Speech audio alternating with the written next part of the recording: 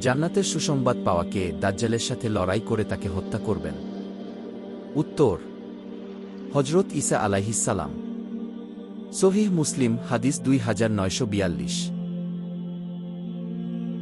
পবিত্র কুরআনের কোন সূরাটিকে কুরআনের অন্তর বলা হয়? উত্তর, সূরা ইয়াসিন। জামে আত-তিরমিজি হাদিস 2887। হাদিসটি জয়ীফ হলেও অনেক আলেম ফজিলতের ক্ষেত্রে এটি বর্ণনা করেন।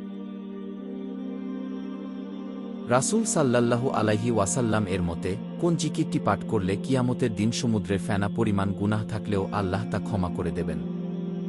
উত্তর, সুবহানাল্লাহি ওয়া বিহামদিহি, দিনে 100 বার। সহিহ বুখারী হাদিস 6405। সহিহ মুসলিম হাদিস 2691। ইসলাম সম্পর্কে জানতে সাবস্ক্রাইব ও বেল বাটনে ক্লিক করে আমাদের সাথে থাকুন।